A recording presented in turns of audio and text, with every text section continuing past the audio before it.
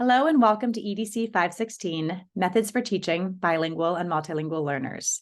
My name is Dr. Laura Hamman-Ortiz, and I'm an assistant professor in TESOL and bilingual education at the University of Rhode Island. I'm excited to get to know you and get to work with you throughout this course, and wanted to take a moment now to tell you a little bit more about myself and also to give you a brief overview of the course and what to expect this semester. So as I mentioned, I work in TESOL and bilingual education at Rhode Island, and I got my start as a classroom teacher. I'm originally from the Chicago area, but my first teaching job was in San Antonio, Texas, where I taught second grade in a mainstream classroom. And it was that experience that really brought me into the field of ESL.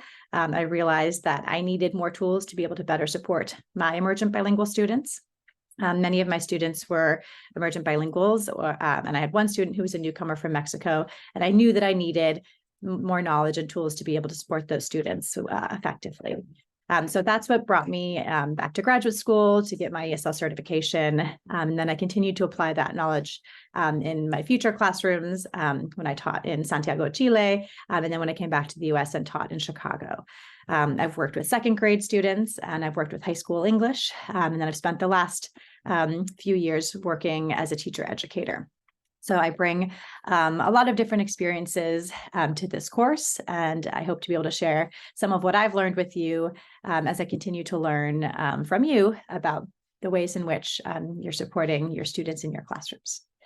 In addition to work, I also am a mother of two daughters, and I'm an avid runner and love to travel as much as I can. All right, so with that, let's transition to talking about the course. So I'm going to share my screen with you. All right. So this is just going to be a brief overview. In another video, I'll talk a little bit about the syllabus in more detail, and I encourage you to spend time reading through your syllabus carefully because it outlines everything you should expect for the course. But just to give you a little bit of a sense for the design of the course and where we're heading, I wanted to share that here. All right, so you can see in the syllabus, this course description, it says that the course introduces methods for current or future teachers of bilingual and multilingual learners, and that it's grounded in second language acquisition theories and culturally and linguistically responsive pedagogy.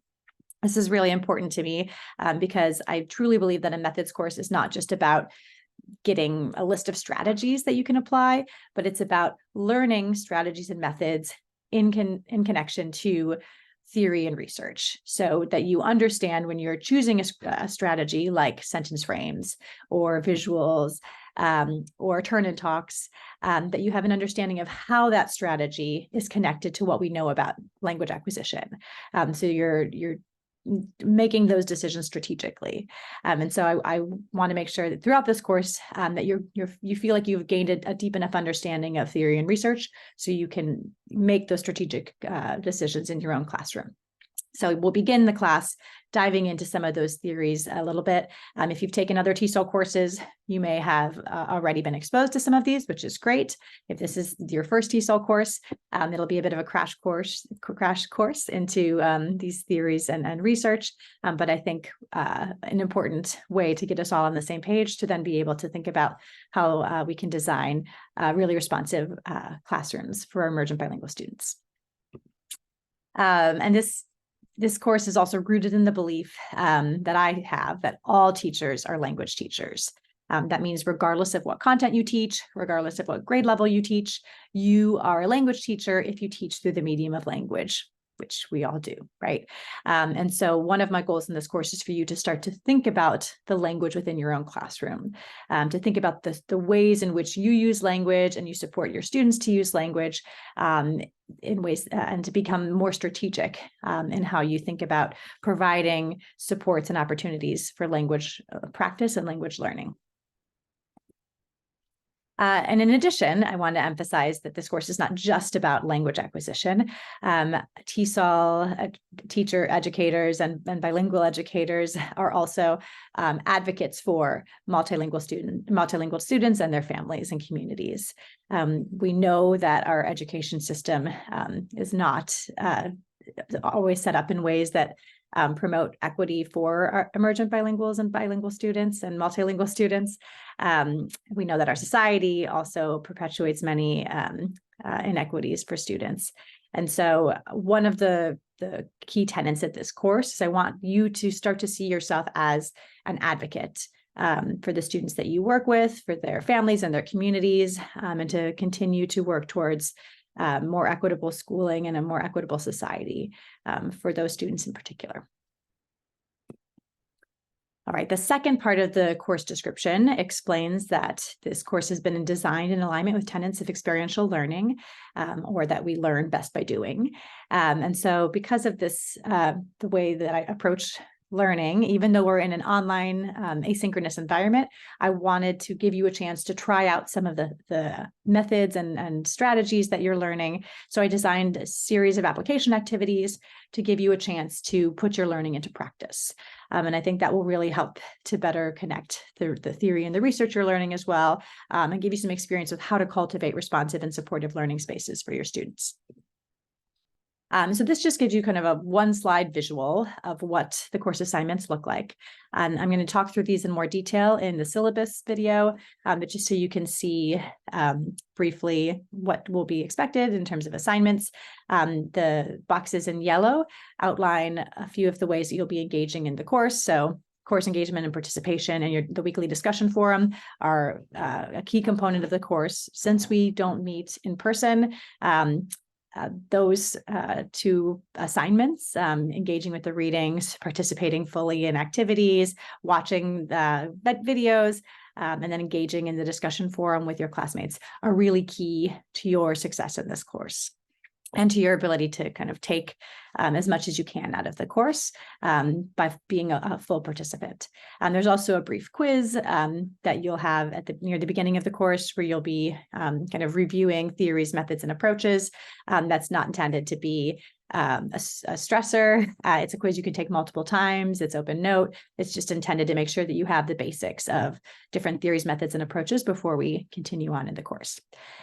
Here you see in green the application activities. I've designed these really intentionally to give you a chance to practice and apply some of what you'll be learning. One involves analyzing classroom talk in your own classroom, where you'll be thinking about where you create opportunities for students to engage in meaningful talk with you and with one another. Strategy demonstration, where you'll pick a strategy that we've read about and try it out in your own classroom.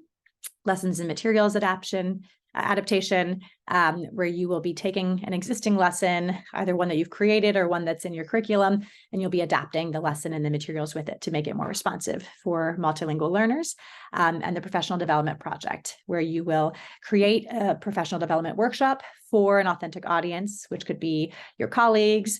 It could be, especially if you're an undergraduate student in this course, it could be another undergraduate class. You'll be presenting the workshop to that audience based on something you've learned in this course. And then finally, the school or district-based problem paper or advocacy research paper.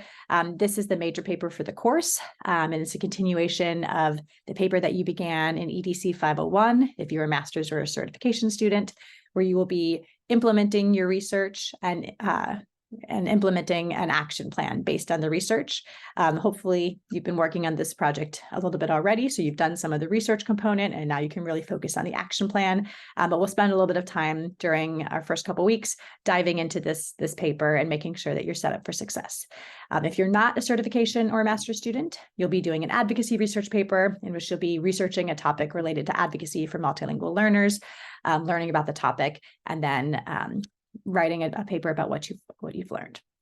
So this just gives you, again, kind of a brief overview of what these assignments are.